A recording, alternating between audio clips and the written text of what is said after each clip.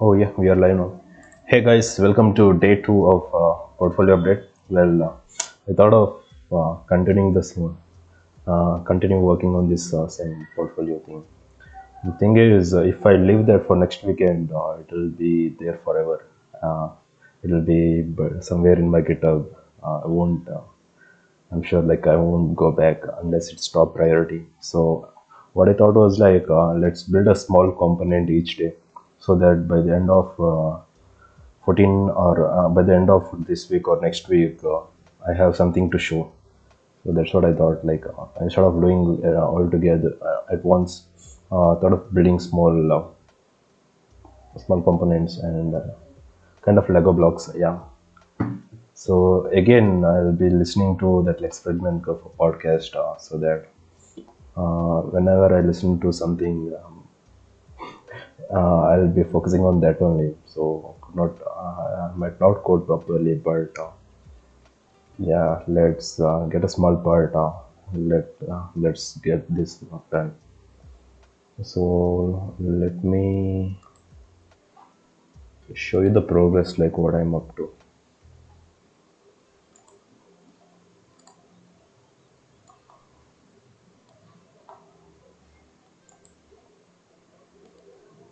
So this is the progress so far. I'm done with the hero section. Maybe we can work on responsiveness, or we can add few other section, and we can add the responsiveness later on. But yeah, this is the current status.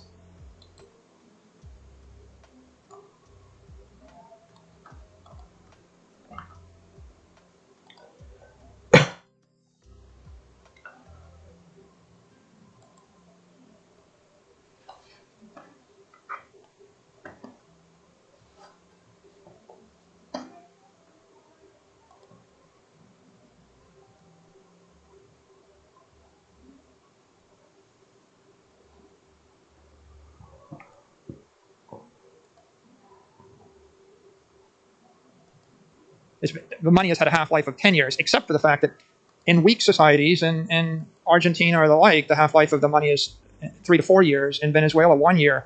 So the United States dollar and the United States economic system was the most successful economic system in the last 100 years in the world. We won every war. We were the world superpower. Our currency lost 99.7% of its value, and that means horrifically every other currency lost everything. Right? In essence, the other ones were 99.9, except for most that were 100% because they all completely failed.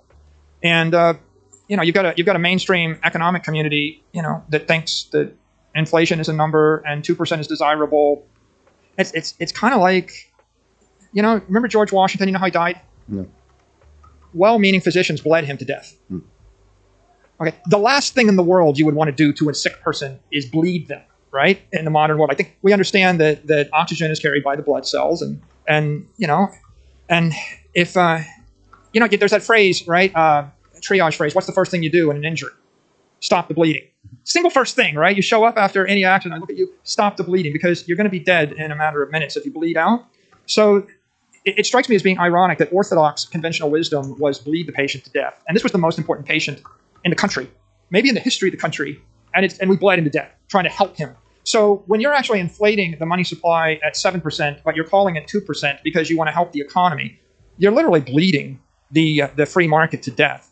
But the sad fact is George Washington went along with it because he thought that they were going to do him good. And the majority of the society, most companies, most conventional thinkers, the working class, they go along with this because they think that someone has their best interest in mind. And the people that are bleeding them to death believe they believe that prescription because their mental models are just so defective, and their understanding of energy and engineering and the economics that are at play is crippled by these mental models. But that's both the bug and the feature of human civilization. That ideas take hold, they unite us, we believe in them, and we make a lot of cool stuff happen by, as an average, sort of just the fact of the matter.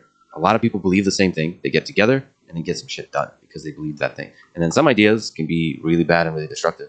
But on average, the ideas seem to be progressing in a direction of good. Let me just step back. What the hell are we doing here, us humans on this earth? How do you think of humans? How special are humans? How did human civilization originate on this earth? And what is this human project that we're all taking on?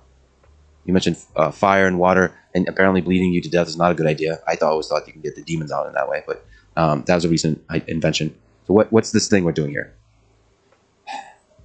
I think what distinguishes human beings from all the other creatures on the earth is our ability to engineer. We're engineers, right? To solve problems or just build incredible, cool things?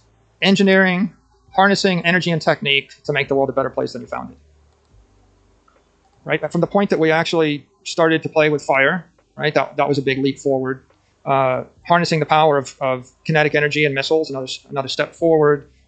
Every city built on water. Why water? Well, water's bringing energy, right? If you actually put a turbine, on a river, or you capture a change in elevation of water, you've literally harnessed gravitational energy. But water is also bringing you food. It's also giving you, a cheap form of getting rid of your waste. It's also giving you free transportation. You want to move 1-ton blocks around. You want to move them in water. So the human story is really the story of engineering a better world. And the rise in the human condition is determined by those groups of people, those civilizations that were best at harnessing energy. Right? If you look, the Greek civilization, they built it around ports and seaports and water, and created a trading network. The Romans were really good at harnessing all sorts of engineering. The aqueducts are a great example. If you go to any big city, you travel through cities in the Med, you find that the carrying capacity of the city or the island is 5,000 people without running water. And then if you can find a way to bring water to it, it increases by a factor of 10. And so human flourishing is really only possible through that channeling of energy, right? That eventually takes the form of air power, right? That ship, look at the intricacy of those sails. It's just the model is intricate. Now think about all of the experimentation that took place to figure out how many sails to put on that ship and how to rig them and how to repair them and how to operate them. There's thousands of lives spent thinking through all the tiny little details, all to increase the efficiency of this, the effectiveness, the efficiency of this ship as it sails through water. And we should also note there's a bunch of cannons on the side. So obviously, another form of engineering, right? Energy harnessing, explosves. To achieve what end? That's another discussion, exactly. Suppose we're trying to get off the planet, right? Well, there's a selection mechanism going on. So natural selection, however evolution works, it seems that one of the interesting inventions on Earth was the predator-prey dynamic, that you want to be the bigger fish. That violence seems to serve a useful purpose if you look at Earth as a whole. We, as humans, now like to think of violence as really a bad thing. It seems to be one of the amazing things about humans is we're ultimately tend towards cooperation. We like peace. If you just look at history, we want things to be nice and calm, but just wars break out every once in a while and lead to immense suffering and destruction and so on. And they have a kind of like resetting the palate effect. It's one that's full of just immeasurable human suffering, but it's like a way to start over. We're the apex predator on the planet. I Googled something the other day. What's the most common form of mammal life on Earth? By number of organisms? Count. By count. And the answer that came back was human beings. I was shocked. I couldn't believe it, right? It says apparently if we're just looking at mammals, the answer was human beings are the most common, which was very interesting to me. I almost didn't believe it, but I was trying to, 8 billion or so human beings. There's no other mammal that's got more than 8 billion. If you walk through downtown Edinburgh and Scotland, and you look up on this hill, and there's a castle up on the hill, and you talk to people, and the story is, oh yeah, well that was a British castle before it was a Scottish castle, before it was a Pict castle, before it was a Roman castle, before it was some other Celtic castle, before it was, then they found 13 prehistoric castles buried one under the other, and you get the conclusion that 100,000 years ago somebody showed up and grabbed the high point, the apex of the city, and they built a stronghold there, and they flourished, and their family flourished, and their tribe flourished until someone came along and knocked them off the hill. And it's been a non-stop, never-ending fight by the aggressive, most powerful entity, family, organization, municipality, tribe, whatever. Off the hill. For that one hill, going back since time immemorial. And, you scratch your head and you think, it seems like it's like just this never-ending But doesn't that lead, wheel. if you just, all kinds of metrics, that seems to improve the quality of our cannons and ships as a result. It seems that war, just like your laser eyes, focuses the mind on the engineering tasks. It is that. And it does remind you that the winner is always the most powerful. And we throw that phrase out, but no one thinks about what that phrase means.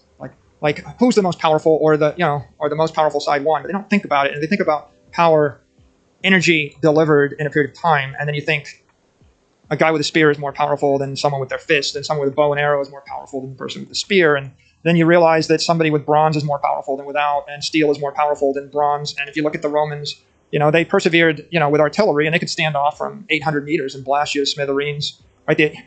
You study the history of the Balearic slingers, right? And you think we invented bullets, but they invented bullets to put in slings thousands of years ago. They could have stood off 500 meters and put a hole in your head, right? And so there was never a time when humanity wasn't vying to come up with an asymmetric form of projecting their own power via technology. And absolute power is when a leader is able to control a large amount of humans that are facing the same direction, working in the same direction to leverage energy. The most organized society wins. Yeah. When the Romans were dominating everybody, they were the most organized civilization in Europe. As long as they stayed organized, they dominated, and at some point they overexpanded and got disorganized and they collapsed. And I guess you could say that the struggle of the human condition, it catalyzes the development of new technologies one after the other. It penalizes anybody that rejects ocean power, right? Gets penalized. You reject artillery, you get penalized. You reject atomic power, you get penalized. If you reject digital power, cyber power, you get penalized.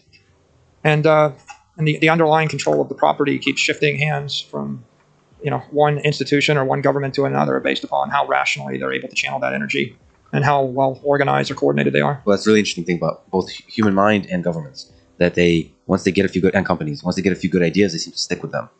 They reject new ideas. It's almost, whether that's emergent or however that evolved, it seems to have a really interesting effect, because when you're young, you fight for the new ideas. You push them through, then a few of us humans find success, then we get complacent, we take over the world using that new idea, and then the new young person with a better new idea challenges you, and you, as opposed to pivoting, you stick with the old and lose because of it. And that's how empires collapse. And just both at the individual level that happens, with two academics fighting about ideas or something like that, and at the human civilization level, governments, they hold on to the ideas of old. It's fascinating. An ever-persistent theme in the history of science is the paradigm shift. And the paradigm shift when the old guard dies and a new generation arrives. Or the paradigm shifts when there's a war and everyone that disagrees with the idea of aviation finds bombs dropping on their head, or everyone that disagrees with whatever your technology is a rude awakening. And if they totally disagree, their society collapses and they're replaced by that new thing. A lot of the engineering you talked about had to do with ships and cannons and leveraging water. What about this whole digital thing that's been happening over the past century?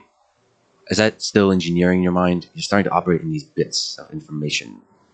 I think there's two big ideas. The first wave of ideas were digital information, and that was the internet wave, been running since 1990 or so, for 30 years. And the second wave is digital energy. So if I look at digital information, this idea that we want to digitally transform a book, I'm going to dematerialize every book in this room into bits, and then I'm going to deliver a copy of the entire library to 1 billion people, and I'm going to do it for pretty much de minimis electricity. If I can dematerialize music, books, education, entertainment, maps, right? That is an incredibly like exothermic transaction. It's a crystallization. When we collapse into a lower energy state as a civilization, we give off massive amounts of energy. Like if you look at what Carnegie did, the richest man in the world created libraries everywhere at the time, and he gave away his entire fortune. And now we can give a better library to every 6-year-old for nothing. And so what's the value of giving 1 million books to 8 billion people? Right? That's the explosion in prosperity that comes from digital transformation. And when we do it with maps, I transform the map, I put it into a car, you get in the car, and the car drives you where you want to go with the map, right? And how much better is that than a Rand McNally Atlas right here? It's like 1 million times better. So the first wave of digital transformation was the dematerialization of all of these informational things which are non-conservative. That is, I could take Beethoven's Fifth Symphony, played for by the best orchestra in Germany, and I could give it to 1 billion people and they could play it 1,000 times each at less than the cost of the one performance, right? So I deliver culture and education and erudition and intelligence and insight to the entire civilization over digital rails. And the consequences of the human race are first order, generally good, right? The world is a better place. It drives growth. And you create these trillion-dollar entities like Apple and Amazon and Facebook and Google and Microsoft, right? That is the first wave. The second wave. Do you mind? I'm sorry to interrupt. Yeah. That first wave, it feels like the impact that's positive. You said the first order impact is generally positive. It feels like it's positive in a way that nothing else in history has been positive. And then we may not actually truly be able to understand the orders of magnitude of increase in productivity and just progress of human civilization until we look back centuries from now. It just feels, or maybe I'm just looking at the impact of Wikipedia. Right. The giving access to basic wisdom or basic knowledge, and then perhaps wisdom to billions of people. If you can just linger on that for a second. What's your sense of the impact of that? I would say if you're a technologist, philosopher, the impact of a technology is so much greater on the civilization and the human condition than a non-technology that it's almost not worth your trouble to bother trying to fix things a conventional way. So let's take an example. I have a foundation, the Sailor Academy, and the Sailor Academy gives away free education, free college education to anybody on Earth that wants it. And we've had more than 1 million students. And if you go and you take the physics class, the lectures were by the same physics lecturer that taught me physics at MIT. Except when I was at MIT, the cost of the first 4 weeks of MIT would have drained my family's collective life savings for the last 100 years. Yeah. Like 100 years worth of my father, my grandfather, my great-grandfather, they saved every penny they had after 100 years they could have paid for 1 week or 2 weeks of MIT. That's how fiendishly expensive and inefficient it was. So I went on scholarship. I was lucky to have the scholarship. But on the other hand, I sat in the back of the 801 lecture hall, and I was like right up in the rafters. It's an awful experience on these like uncomfortable wooden benches, and you can barely see the blackboard. And you got to be there synchronously. And the stuff we upload, you can start it and stop it and watch it on your iPad or watch it on your computer and rewind it multiple times and sit in a comfortable chair, and you can do it from anywhere on Earth, and it's absolutely free. So I think about this, and I think, you want to improve the human condition? You need people with postgraduate level education. You need PhDs. And I know this sounds kind of elitist, but you want to cure cancer, and you want to go to the stars, fusion drive. We need new propulsion, right? We need extraordinary breakthroughs in every area of basic science, be it biology or propulsion or material science or computer science. You're not doing that with an undergraduate degree. You're certainly not doing it with a high school education. But the cost of a PhD is like $1 million. There's like 10 million PhDs in the world. If you check it out, there's 8 billion people in the world. How many people could get a PhD or would want to? Maybe not 8 billion, but 1 billion, 500 million. Let's just say 500 million to 1 billion. How do you go from 10 million to 1 billion highly educated people, all of them specializing in, and I don't have to tell you how many different fields of human endeavor there are. I mean, your life is interviewing these experts, and there's so many, right? It's amazing. So how do I give a multi-million-dollar education to 1 billion people? And there's 2 choices. You can either endow a scholarship, in which case you pay $75,000 a year. Okay, $75,000. Let's pay $1 million and $1 million a person. I can do it that way. And you're never, even if you had $1 trillion, if you had $10 trillion to throw at the problem, and we've just thrown $10 trillion at certain problems, you don't solve the problem, right? If I put $10 trillion on the table and I said educate everybody, give them all a PhD, you still wouldn't solve the problem. Harvard University can't educate 18,000 people simultaneously, or 87,000 or 800,000 or 8 million. So you have to dematerialize the professor and dematerialize the experience. So you put it all as streaming, on-demand, computer-generated education, and you create simulations where you need to create simulations, and you upload it. It's like the human condition is being held back by 500,000 well-meaning average algebra teachers. I love them. I mean, please don't take offense if you're an algebra teacher, but instead of 500,000 algebra teachers going through the same motion over and over again, what you need is like 1 or 5 or 10 really good algebra teachers, and they need to do it 1 billion times a day or 1 billion times a year for free. And if we do that, there's no reason why you can't give infinite education, certainly in science, technology, engineering, and math, right?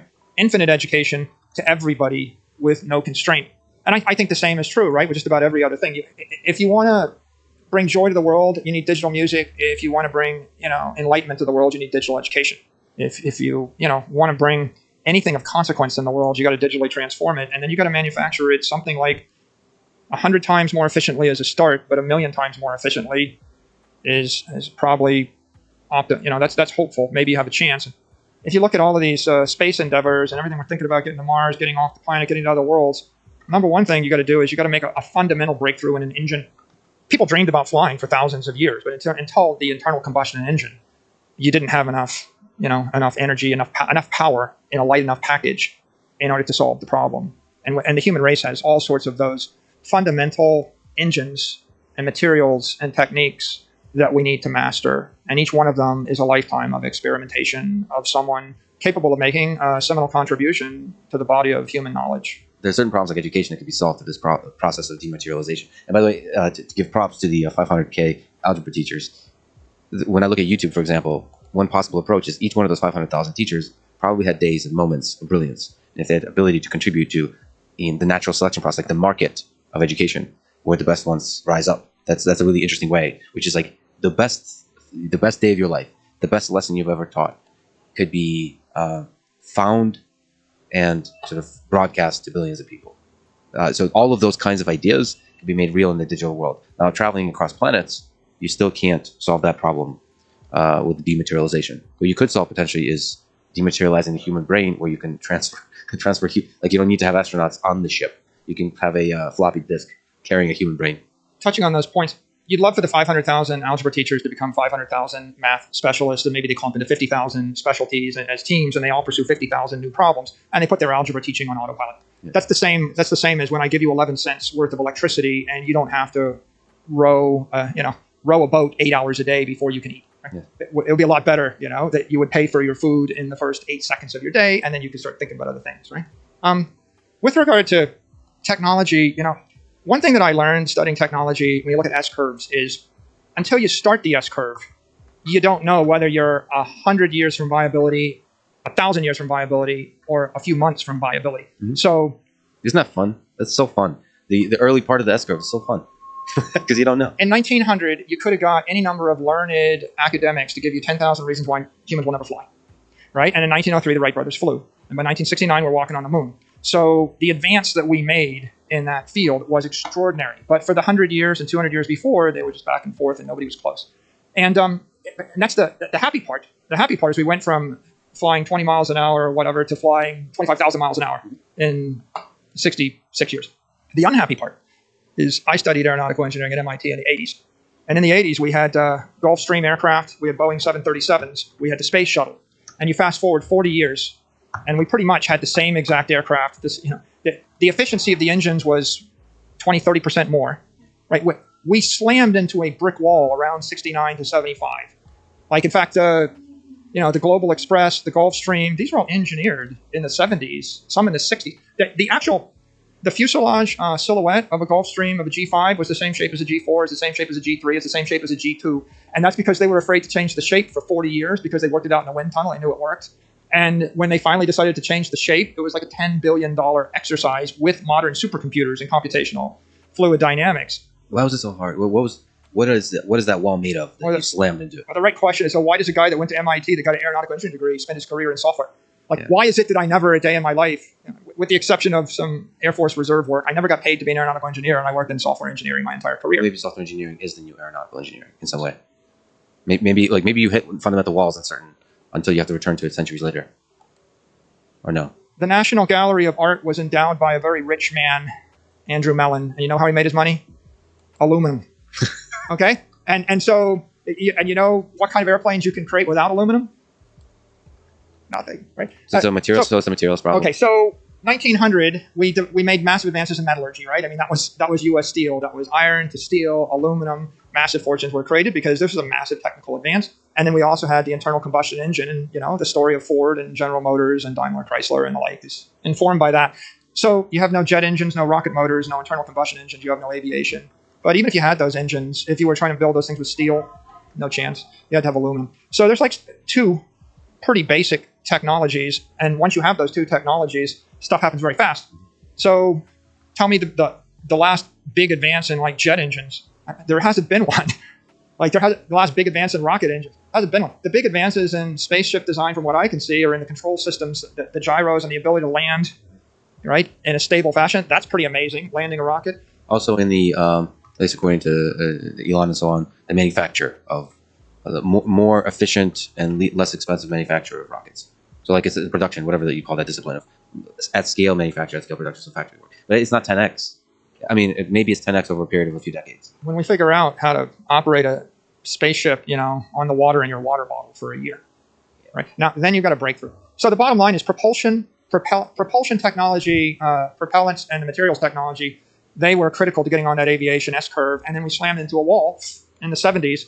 The Boeing 747, the Global Express, the Gulfstream, these things were, the space shuttle, they were all pretty much reflective of that. And then we stopped. And at that point, you have to switch to a new S-curve. So the next equivalent to the internal combustion engine was the CPU, and the next aluminum equivalent was silicon. So when we actually started developing CPUs, the transistor gave way to CPUs. And if you look at the power, right, the bandwidth that we had on computers and Moore's law, right, what if the efficiency of jet engines had doubled every 3 years? Right, in the last 40 years, where would we be right now? Right.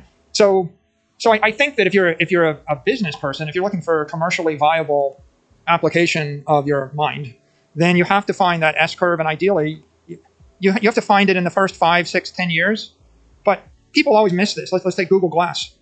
right? Google Glass was an idea 2013. The year is 2022, and people were quite sure this was going to be a big thing. And it could have been at the beginning of the S-curve. But fundamentally, we didn't really have an effective mechanism. I mean, people getting vertigo, and But you didn't know that at the beginning of the S-curve, right? I mean, maybe some people had a deep intuition about the fundamentals of augmented reality, but you don't know that. You don't have those. You're looking through the fog. You don't know. So the point is, we're year zero in 2013, and we're still year zero in 2022 on that augmented reality. And when somebody puts out a set of glasses that you can wear comfortably without getting vertigo, right, without any disorientation, that manage to have the stability and the bandwidth necessary to sync with the real world, you'll be in year one. And from that point, you'll have a 70-year or some interesting future until you slam into a limit to growth, and then it'll slow down. And this is the story of a lot of things, right? I mean, John D. Rockefeller got in the oil business in the 1860s, and the oil business, as we understood it, became fairly mature, by the 1920s to 30s, and then it actually stayed that way until we got to fracking, which was like 7 years later, and then it burst forward. So the interesting story about Moore's law, though, is that you get this like constant burst of S-curves on top of S-curves on top of S-curve. It's like the moment you start slowing down, or almost ahead of you slowing down, you come up with another innovation. It's like Moore's law doesn't seem to happen in every technological advancement. It seems like you only get a couple of S-curves and then you're done for a bit. So I wonder what the pressures there are that resulted in such success over several decades. It's still going. Humility dictates that nobody knows when the S-curve kicks off, and you could be 20 years early or 100 years early. Leonardo da Vinci, Michelangelo, they were designing flying machines hundreds and hundreds of years ago. So humility says you're not quite sure when you really hit that commercial viability, and it also dictates you don't know when it ends. Like, when will the party stop? When will Moore's law stop? And we'll get to the point where there are exponentially diminishing returns on silicon performance. And just like we got exponentially diminishing returns on jet engines, and it just takes an exponential increase in effort to make it 10% better. But while you're in the middle of it, then you can do things. So the reason that the digital revolution is so important is because the underlying platforms, the bandwidth and the performance of the components, and I say the components are the radio protocols, mobile protocols, the batteries, the CPUs, and the displays, right? Those four components are pretty critical. They're all critical in the creation of an iPhone. I wrote about it in the book, The Mobile Wave, and they catalyzed this entire mobile revolution. Because they have advanced and continue to advance, they created a very fertile environment for all these digital transformations. And the digital transformations themselves, right, they call for creativity in their own, right? Like I think the interesting thing about, let's take digital maps, right? When you conceptualize something as a dematerialized map, right, it becomes a map because I can put it on a display like an iPad, or I can put it in a car like a Tesla. But if you really want to figure it out, you can't think like an engineer. You need to think like a fantasy writer. Like, this is where it's useful if you studied, if you played Dungeons and Dragons and you read Lord of the Rings and you study all the fantasy literature, because when I dematerialize the map, first I put 10 million pages of satellite imagery into the map, right? That's a simple physical transform. But then I start to put telemetry into the map, and I keep track of the traffic rates on the roads, and I tell you whether you'll be in a traffic jam if you drive that way, and I tell you which way to drive. And then I start to get feedback on where you're going, and I tell you the restaurant's closed and people don't like it anyway. And then I put an AI on top of it, and I have it drive your car for you. And eventually, the implication of digital transformation of maps is I get in a self-driving car, and I say, take me someplace cool where I can eat. Yeah. Right? And how did you get to that last step, right? It wasn't simple engineering. There's a bit of fantasy in there, a bit of magic. Design, art, whatever the heck you call it. It's whatever, fantasy injects magic into the engineering process. Like, imagination, precedes great revolutions in engineering. It's like imagining a world of what you can do with a display. How will the interaction be? That's where Google Glass actually came in. Augmented reality, virtual reality. People are playing in the space of sci-fi, imagination. They called it a moonshot. They tried. It didn't work, but to their credit, they stopped trying. Right? And then there's new people. They keep dreaming. There are dreamers all around us. I love those dreamers, and most of them fail and suffer because of it. But some of them win Nobel Prizes or become billionaires. But what I would say is, if half the civilization dropped what they were doing tomorrow and eagerly started working on launching a rocket to Alpha Centauri, it might not be the best use of our resources, because it's kind of like if half of Athens in the year 500 BC eagerly started working on flying machines. If you went back and you said, what advice would you give them? You would say, it's not going to work until you get to aluminum, and you're not going to get to aluminum until you work out the steel and certain other things, and you're not going to get to that until you work out the calculus of variations and some metallurgy. And there's a dude, Newton, that won't come along for quite a while, and he's going to give you the calculus to do it, and until then, it's hopeless. So you might be better off to work on the aqueduct or to focus upon sales or something. So if I look at this today, I say there's massive, profound civilization advances to be made through digital transformation of information, and you can see them. This is the story of today. This is not the story of today, right? It's 10 years old, what we've been seeing. We're living through different manifestations of that story today too, though. Like social media, the effects of that is very interesting because ideas spread. Even you talk about velocity of money, the velocity of ideas keeps increasing. Yeah. So like Wikipedia is a passive store. It's a store of knowledge. Twitter is like a it's like a water hose or something. It's like spraying you with knowledge whether you want it or not. It's like social media is just like this explosion of ideas, and then we pick them up, and then we try to understand ourselves because the drama of it also plays with our human psyche. So sometimes there's more ability for misinformation, for propaganda to take hold. So we get to learn about ourselves. We get to learn about the technology that can decelerate the propaganda, for example, all that kind of stuff. But like the reality is I feel like we're living through a singularity in the digital information space. And we don't have a great understanding of exactly how it's transforming our lives. This is where money is useful as a metaphor for significance, because if money is the economic energy of the civilization, then something that's extraordinarily lucrative, that's going to generate a monetary or wealth increase, is a way to increase the net energy in the civilization. And ultimately, if we had 10 times as much of everything, we'd have a lot more free resources to pursue all of our advanced scientific and mathematical and theoretical endeavors. So let's take Twitter. Right? Twitter's something that could be 10 times more valuable than it is. Right? Twitter could be made 10 times better. Oh, by the way, I should say that people should follow you on Twitter. Your Twitter account is awesome. Thank you. It could be made 10 times better, yeah. Yeah, Twitter could be made 10 times better. If we take YouTube or take education, we could generate 1 billion PhDs. And the question is, do you need any profound breakthrough in materials or technology to do that? The answer is not really. Right? So if you want to, you could make Apple, Amazon, Facebook, Google, Twitter, all these things better.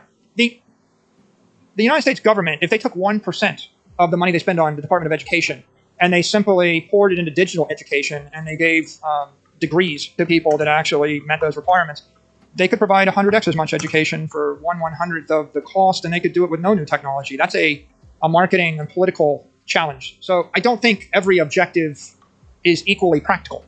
And I think the benefit of being an engineer or thinking about practical achievements is when the government pursues an impractical objective, or when anybody, an entrepreneur, not so bad with entrepreneurs because they don't have that much money to waste. When a government pursues an impractical objective, they squander trillions and trillions of dollars and achieve nothing. Whereas if they pursue a practical objective, or if they simply get out of the way and do nothing, and they allow the free market to pursue the practical objectives, then I think you can have profound impact on the human civilization. And if I look at the world we're in today, I think that there are multi-trillion, 10, 20, $50 trillion worth of opportunities in the digital information realm yet to be obtained. But there's hundreds of trillions of dollars of opportunities in the digital energy realm that not only are they not obtained, the majority of people don't even know what digital energy is. Most of them would reject the concept. They're not looking for it. They're not expecting to find it. It's inconceivable because it is a paradigm shift. But in fact, it's completely practical, right under our nose. It's staring at us, and it could make the entire civilization work dramatically better in every respect. So you mentioned in the digital world, digital information is 1, digital energy is 2, and the possible impact on the world and the set of opportunities available in the digital energy space is much greater. So how do you think about digital energy? What is it? So I'll start with Tesla. He had a very famous quote. He said, if you want to understand the universe, think in terms of energy, vibration, and frequency. And it gets you thinking about what is the universe. And of course, the universe is just all energy. And then what is matter? Matter is low frequency energy. And what are we? We're vibrating from ashes to ashes, dust to dust. I can turn a tree into light. I can turn light back into a tree. If I consider the entire universe, and it's very important because we don't really think this way. Let's take the New York disco model. What if I walk into a nightclub and there's loud music blaring in New York City? What's really going on there? Right? If you blast out 14 billion years ago, the universe is formed. Yeah. Okay, that's a low frequency. Take the universe. 4.5 billion years ago, the sun, maybe the earth are formed. The continents are 400 million years old. The schist that New York City is on is some hundreds of millions of years. But the Hudson River is only 20,000 years. There's a building that's probably 50 years old. There's a company operating that disco or that club, which is 5 to 10 years old. There's a person, a customer, walking in there for an experience for a few hours. There's music that's oscillating at some kilohertz. And then there's light. Right. And you have all forms of energy, all frequencies, right? All layered, all moving through different medium. And how you perceive the world is a question of at what frequency do you want to perceive the world? And I think that once you start to think that way, you're catalyzed to think about what would digital energy look like and why would I want it? And what is it? So why don't we just start right there? What is it? The most famous manifestation of digital energy is Bitcoin. Bitcoin's a crypto asset. It's a crypto asset that has monetary value. Can we just linger on that? Bitcoin is a digital asset that has monetary value. What is a digital asset? What is monetary? Why use those terms versus the words of money and currency? Is there something interesting in that disambiguation of different terms? I'd call it a crypto asset network. The goal is to create $1 billion block of pure energy in cyberspace. One that I could then move with no friction at the speed of light. Right? It's the equivalent of putting 1 million pounds in orbit. How do I actually launch something into orbit, right? How do I launch something into cyberspace such that it moves friction-free? And the solution is a decentralized proof-of-work network, right? Satoshi's solution was, I'm going to establish protocol running on a distributed set of computers that will maintain a constant supply of never more than 21 million Bitcoin, subdividable by 100 million Satoshis, each transferable via transferring private keys. Now, the innovation is to create that in a ethical, durable fashion, right? The ethical innovation is I want it to be property and not a security. A bushel of corn, an acre of land, a stack of lumber, and a bar of gold, and a Bitcoin are all property. And that means they're all commonly occurring elements in the world. You could call them commodities, but commodity is a little bit misleading, and I'll tell you why in a second. But they're all distinguished by the fact that no one entity or person or government controls them.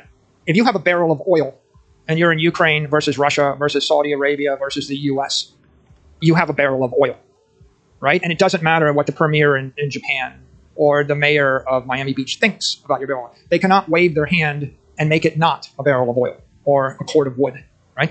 And so property is just a naturally occurring element in the universe, right? And why use the word ethical? I may interrupt occasionally.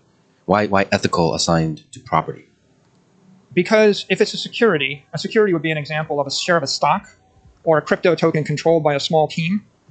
And in the event that something is a security because some small group or some identifiable group can control its nature, character, supply, then it really only becomes ethical to promote it or sell it pursuant to fair disclosures. So I'll give you maybe a practical example. I'm the mayor of Chicago. I give a speech. My speech, I say, I think everybody in Chicago should own their own farm and have a chicken in the backyard and their own horse and an automobile. That's ethical.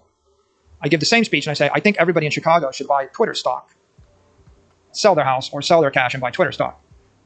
Is that ethical? Not really. But at that point, you've entered into a conflict of interest because what you're doing is you're promoting an asset which is substantially controlled by a small group of people, the board of directors or the CEO of the company. So how would you feel if the president of the United States said, I really think Americans should all buy Apple stock? Especially if you worked at Google or if you worked anywhere, you'd be like, why isn't he saying buy mine, right? A security is a proprietary asset in some way, shape, or form. And the whole nature of securities law, it starts from this ancient idea, thou shalt not lie, cheat, or steal. Okay, so if I'm going to sell you securities or I'm going to promote securities as a public figure or as an influencer or anybody else, right? If I create my own yo-yo coin or Mikey coin, and then there's 1 million of them, and I tell you that I think that it's a really good thing and Mikey coin will go up forever, right? Everybody buys Mikey coin, and then I give 10 million to you and don't tell the public, right? I've cheated them. Maybe if I have Mikey coin and I think there's only 2 million Mikey coin, and I swear to you there's only 2 million, and then I get married and I have 3 kids and my third kid is in the hospital and my kid's going to die and I have this ethical reason to print 500,000 more Mikey coin or else people are going to die and everybody tells me it's fine. I've still abused, the investor, right? It's an ethical challenge. If you look at ethics laws everywhere in the world, they all boil down to having a clause which says that if you're a public figure, you can't endorse a security. You can't endorse something that would cause you to have a conflict of interest. So if you're a mayor, a governor, a country, a public figure, an influencer, and you want to promote or promulgate or support something using any public influence or funds or resources you may have, it needs to be property. It can't be security. So it goes beyond that, right? I mean, like, would the Chinese want to support an American company, right? As soon as you look at what's in the best interest of the human race, the civilization, you realize that if you want an ethical path forward, it needs to be based on common property, which is fair. And the way you get to a common property is through an open, permissionless protocol. If it's not open, right, if it's proprietary and I know what the code says and you don't know what the code says, that makes it a security. If it's permissioned, if you're not allowed on my network or if you can be censored or booted off my network, that also makes it a security. Mm-hmm. So So when I talk about property, I mean, the challenge here is how do I create something that's equivalent to a barrel of oil in cyberspace? And that means it has to be a non-sovereign bearer instrument, open, permissionless, not censorable, right? If I could do that, then I could deliver you 10,000 dematerialized barrels of oil, and you would take settlement of them, and you would know that you have possession of that property, irregardless of the opinion of any politician or any company or anybody else in the world. That's a really critical characteristic, and it actually is.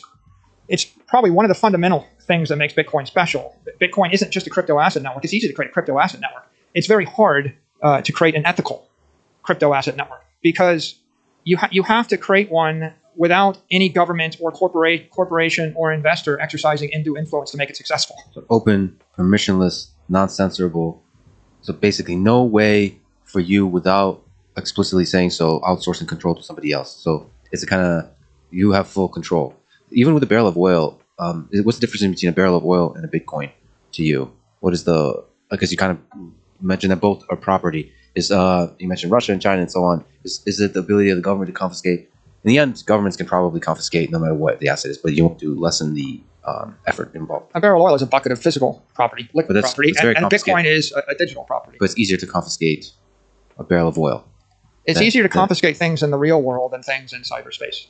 Much easier. So that's not universally true. Some things in the digital space are actually easier to confiscate because just the nature of how things move easily with information, right? So I think in the Bitcoin world, what we would say is that Bitcoin is the most difficult property that the human race possesses or has yet invented to confiscate. And that's by virtue of the fact that you could take possession of it via your private keys. So, if you've got your 12 seed phrases in your head, then that would be the highest form of property right because I literally have to crack your head open and read your mind to take it. It doesn't mean I couldn't extract it from you under duress, but it means that it's harder than every other thing you might own. In fact, it's exponentially harder. If you consider every other thing you might own, a car, a house, a share of stock, gold, diamonds, property rights, intellectual property rights, movie rights, music rights, anything imaginable, they would all be easier by orders and orders of magnitude to seize. So digital property in the form of a set of private keys is by far the apex property of the human race. In terms of ethics, I want to make one more point. It's like, I might say to you, Lex, I think Bitcoin is the best, most secure, most durable crypto asset network in the world. Is going to go up forever, and there's nothing better in the world. I might be right. I might be wrong. But the point is, because it's property, it's ethical for me to say that. If I were to turn around and say, Lex, I think the same about MicroStrategy stock, MSTR. That's a security. Okay. If I'm wrong about that, I have civil liability or other liability because I could go to a board meeting tomorrow and I could actually propose we issue 1 million more shares of MicroStrategy stock, whereas the thing that makes Bitcoin ethical for me to even promote is the knowledge that I can't change it. If I knew that I could make it 42 million instead of 21 million and I had the button back here, right, then I have a different degree of ethical responsibility. Now, I could tell you your life will be better if you buy Bitcoin, and it might not. You might go buy Bitcoin, you might lose the keys and be bankrupt, and your life ends, and your life is not better because you bought Bitcoin, right? But it wouldn't be my ethical liability any more than if I were to say, Lex, I think you ought to get a farm. I think you should be a farmer. I think a chicken in every pot. You should get a horse. I think you'd be better. I mean, these are all opinions expressed about property, which may or may not be right, that you may or may not agree with. But in a legal sense, if we read the law, if we understand securities law, and I would say, most people in the crypto industry, they didn't take companies public, and so they're not really focused on the securities law. They don't even know the securities law. If you focus on the securities law, that would say you just can't legally sell this stuff to the general public or promote it without a full set of continuing disclosures signed off on by a regulator. So there's a fairly bright line there with regard to securities. But when you get to the secondary issue, it's how do you actually build a world based on digital property if public figures can't embrace it or endorse it? You see, so you're not going to build a better world based upon Twitter stock, if that's your idea of property, because Twitter stock is a security, and Twitter stock is never going to be a non-sovereign bearer instrument in Russia, right, or in China, right? It's not legal in China. It's not a global, permissionless, open thing. It will never be trusted by the rest of the world, and legally it's impractical. But would you really want to put $100 trillion worth of economic value on Twitter stock if there's a board of directors and a CEO that could just get up and take half of it tomorrow? The answer is no. So if you want to build a better world based on digital energy, you need to start with constructing a digital property. And I'm using property here in permissionless, in the legal sense. Okay. But I would also go to the next step and say property is low frequency money. So if I give you $1 million and you want to hold it for a decade, you might go buy a house with it. right? And the house is low frequency money. You converted the $1 million of economic energy into a structure called a house. Maybe after a decade, you might convert it back into energy. You might sell the house for currency, and it'll be worth more or less depending upon the monetary climate. The frequency means what here? How quickly it changes state? How quickly does something vibrate? So if I transfer $10 from me to you for a drink, and then you turn around and you buy another, right? We're vibrating on a frequency of every few hours, right? The energy is changing hands. But it's not likely that you sell and buy houses every few hours, right? The frequency of a transaction in real estate is every 10 years, every 5 years. It's a much lower frequency transaction. And so when you think about what's going on here, you have extremely low frequency things, which we'll call property. Then you have mid-frequency things, I'm going to call them money or currency. And then you have high frequency, and that's energy. And that's why I use the illustration of you got the building, you got the light, and you got the sound, and they're all just energy moving at different frequencies. Now, Bitcoin is magical, and it is truly the innovation. It's like a singularity because it represents the first time in the history of the human race that we managed to create a digital property, properly understood. It's easy to create something digital, right? Every coupon and every scan on Fortnite and Roblox and Apple TV credits and all these things, they're all digital something, but they're securities, right? Shares of stock are securities. Whenever anybody transfers, when you transfer money on PayPal or Apple Pay, you're transferring, in essence, a security or an IOU. And so transferring a bearer instrument with final settlement in the internet domain or in cyberspace, that's a critical thing. And anybody in the crypto world can do that. All the cryptos can do that. But what they can't do, what 99% of them fail to do, is be property. They're securities. Right? Well, there's a line there I'd like to explore a little further. For example, what about when you, like Coinbase or something like that, when there's an exchange that you buy Bitcoin in, you start to move away from this kind of some of the aspects that you said makes up a property, which is this non-censorable and permissionless and open. So in order to achieve the convenience, the effectiveness of the transfer of energy, you have to leverage some of these other places that remove the aspects of property. So maybe you can comment on that. Let me give you a good model for that. If you think about the layer one of Bitcoin, the layer one is the property settlement layer, and we're going to do 350,000 transactions or less a day. 100 million transactions a year is the bandwidth on the layer one. And it would be an ideal layer one to move $1 billion from point A to point B with massive security. The role of the layer one is two things. One thing is I want to move a large sum of money through space with security. I can move any amount of Bitcoin in a matter of minutes for dollars on layer one. The second important feature of the layer one is I need the money to last forever. Right? I need the money indestructible, immortal. So the bigger trick is not to move $1 billion from here to Tokyo. The big trick is to move $1 billion from here to the year 2140. And that's what we want to solve with layer one. And the best real metaphor in New York City would be the granite or the schist. What you want is a city block of bedrock. And how long has it been there? Like millions of years it's been there. And how fast do you want it to move? You don't. In fact, the single thing that's most important is that it not deflect. If it deflects a foot in 100 years, it's too much. If it deflects an inch in 100 years, you might not want that. So the layer one of Bitcoin is a foundation upon which you put weight. How much weight can you put on it? You put 1 trillion, 10 trillion, 100 trillion, a quadrillion. How much weight's on the bedrock in Manhattan, right? Think about 100-story buildings. So the real key there is the foundational asset needs to be there at all. So the fact that you can create a $100 trillion layer one that would stand for 100 years, that is the revolutionary breakthrough, first time. And the fact that it's ethical, right? It's ethical. And it's common property, global, permissionless. Extremely unlikely that would happen. People tried 50 times before and they all failed.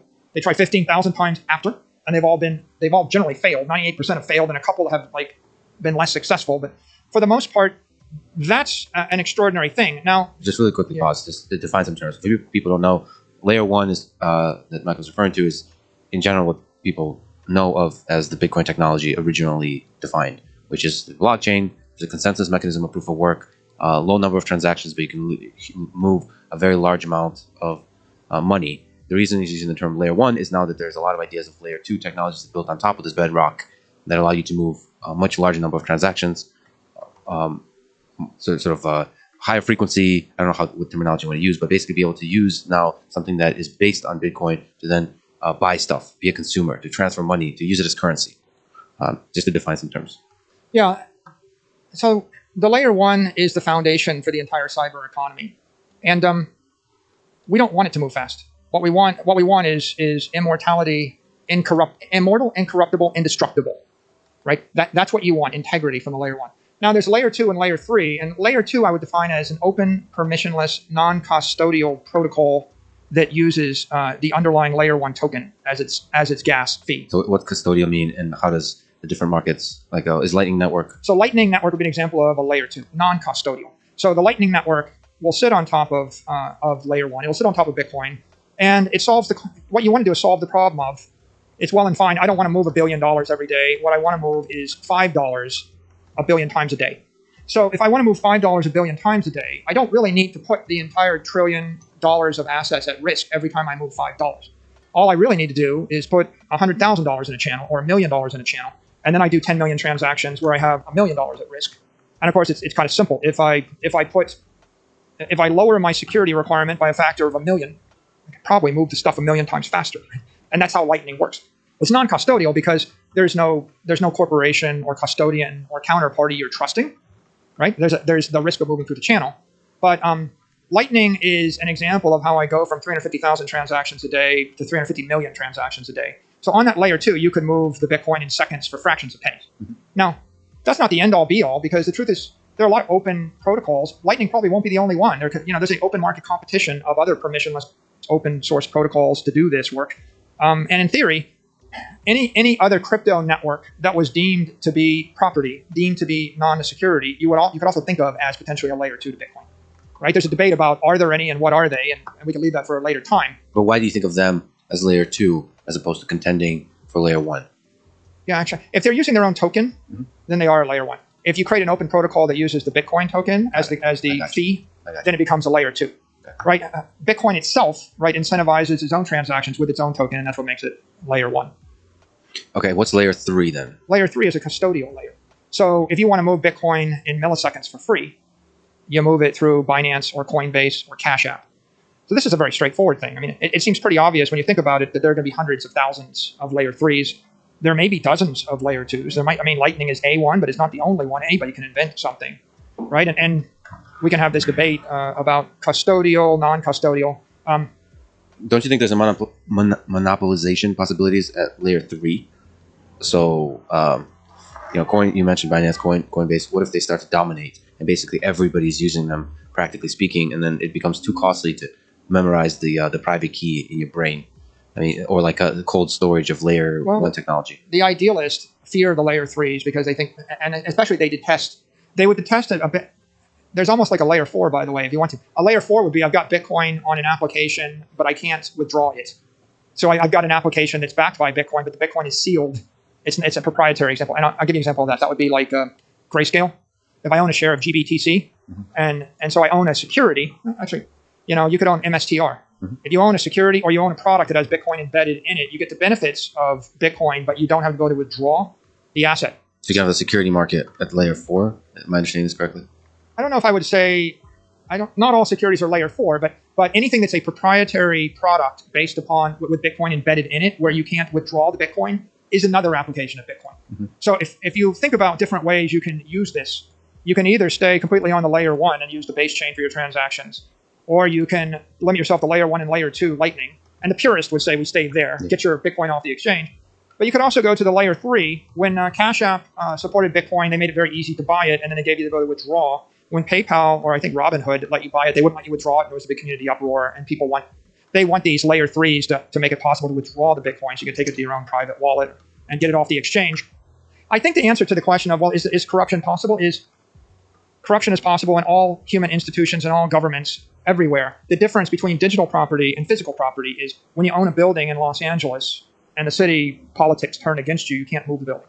Yeah. And when you own a share of a security that's like a U.S. traded security and you wish to move to some other country, you can't take the security with you either.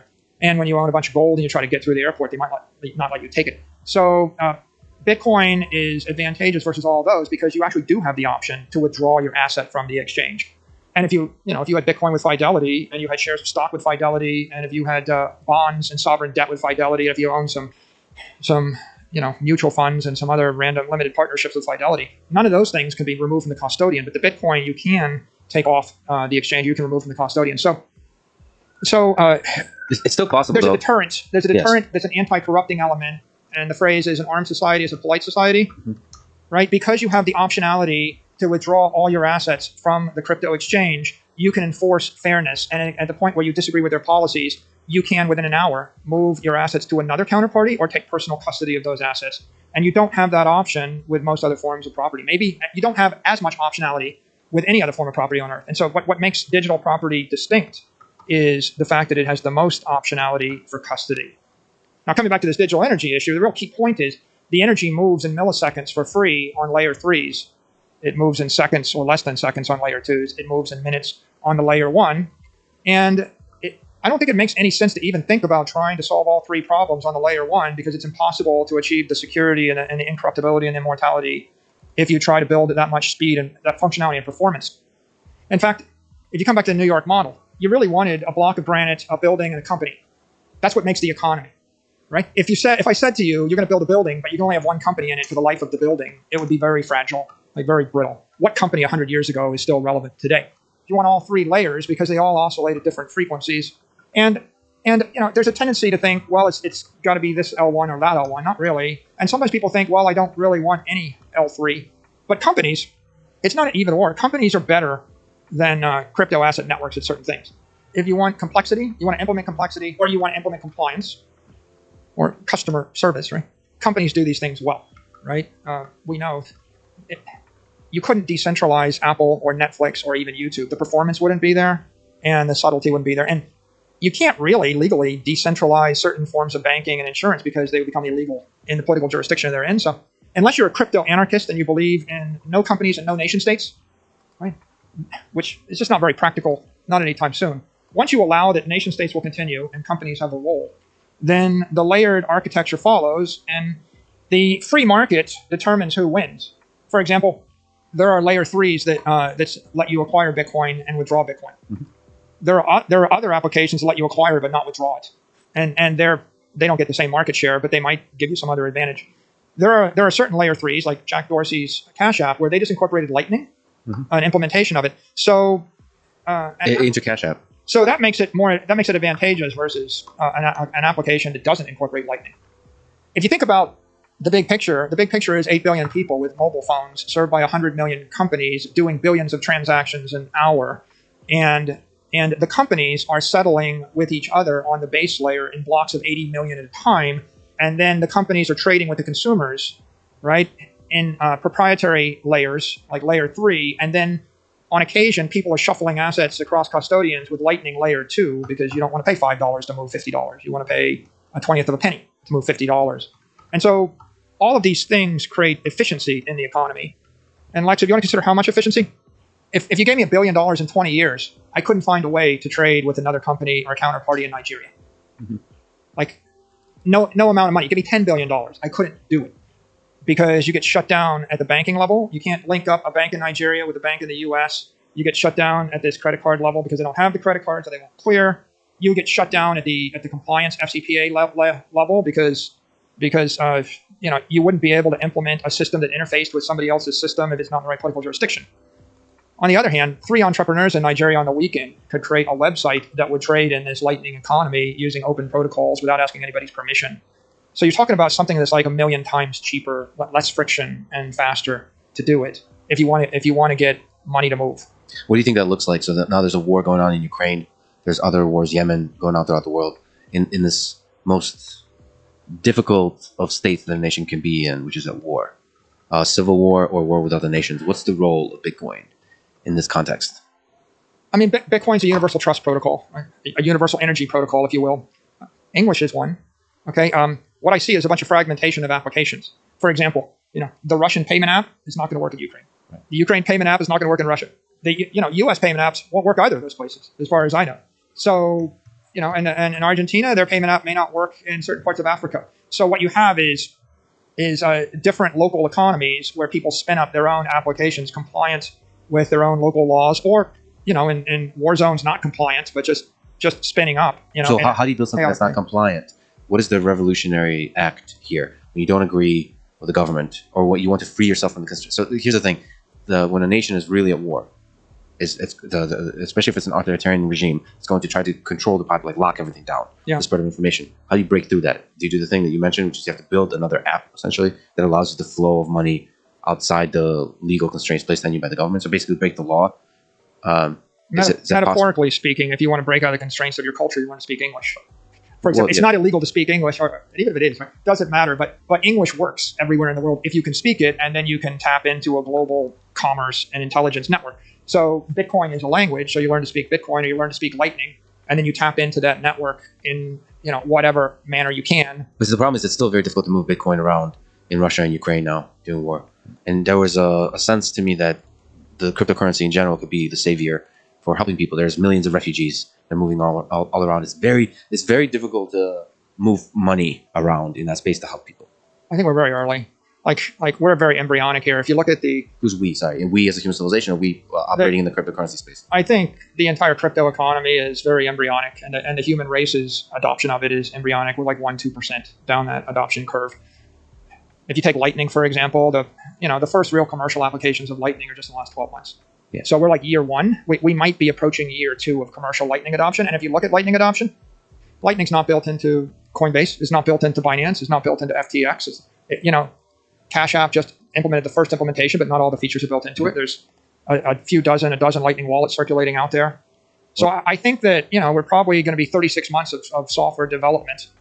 At the point that every Android phone and every iPhone has a Bitcoin wallet or a crypto wallet in it of sorts, that's a big deal. If Apple embraced Lightning, that's a big deal. So the adoption is the thing. Like in a war zone adoption, the people who struggle the most in war are people who weren't doing that great before the war started. They don't have the technological sophistication. The hackers and all those kinds of people will find a way. It's just regular people who are just struggling to make day-by-day living. And so if the adoption permeates the entire culture, then you can start to move money around in the digital space. If you can psychoanalyze Jack Dorsey for a second. So he's one of the early adopters, or he's one of the people pushing the early adoption in this layer 3, so inside Cash App. What do you make of the man, of this decision, as a business owner, as somebody playing in the space? Like, why did he do it, and what does that mean for others at the scale that might be doing the same? So incorporating Lightning Network and incorporating Bitcoin into their products. I think he's been pretty clear about this. He feels that Bitcoin is an instrument of economic empowerment for billions of people that are unbanked and have no property rights in the world. If you want to give an incorruptible bank to 8 billion people on the planet, that's the same as asking the question, how do you give a full education through PhD to 8 billion people on the planet? And the answer is a digital version of the 20th century thing running on a mobile phone. And Bitcoin is a bank in cyberspace. It's run by incorruptible software, and it's for everybody on Earth. So I think when Jack looks at it, he's very sensitive to the plight of everybody in Africa. You look at Africans, right? Like, you're going to give them banks. You're not going to put a bank branch on every corner. That's an obscene waste of energy. Mm-hmm. You're not going to run copper wires across the continent. That's an obscene waste of energy. You're not going to give them gold, and So how are you going to provide people with a decent life? The metaphor, I think, is relevant here. The biological metaphor, Lex, is type 1 diabetic. If you're type 1 diabetic, you can't form fat. And if you can't form fat, then you can't store excess energy. So that means that, fat is the ultimate organic battery. And if you've got 30 pounds of it, you can go 60 days without eating. But if you can't generate insulin, you can't form fat cells. If you can't form fat cells and store energy, then you can eat yourself to death.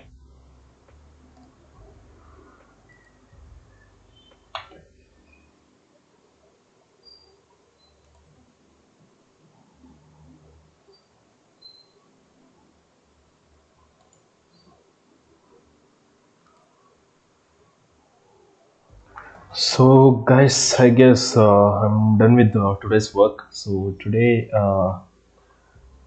this is what I managed to finish. So I have few other plans here, like renaming the colors, all those things, but I think this looks decent. Looks good.